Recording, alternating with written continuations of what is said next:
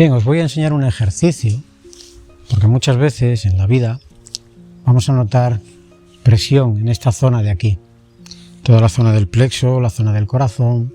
Esa presión incluso puede hacer que me sienta como muy mal por dentro, angustiado, que me falte el aire, que necesite hacer este aliento de vez en cuando, exhalando, porque hay tanta opresión en el corazón que por los nervios, las tensiones, malas posturas, el diafragma se va para arriba poco a poco y genera una presión que hasta me puede provocar a veces arritmias.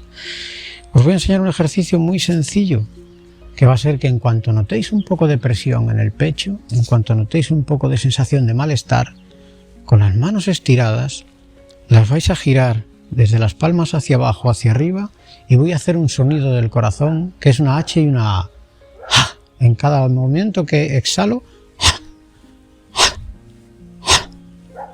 al hacer este ejercicio, vais a poner la atención entre los omóplatos, atrás, justo en medio, y si notáis que al hacer el ejercicio sale mucho calor de ahí detrás, es importante que lo vayáis haciendo hasta que un día, otro día, vaya desapareciendo. Ese calor es el exceso de emociones que el corazón no gestiona bien y va guardando, ¿verdad? Y con toda la tristeza del pulmón.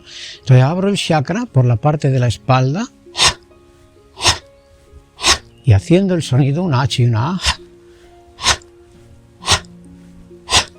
ahí relajo. Lo puedo combinar con el ejercicio de pulmón que también os he enseñado en alguna otra ocasión y trato de abrir esa zona para que se abra el pecho y podáis respirar mejor. Es posible que en poco tiempo vais a notar mejoras.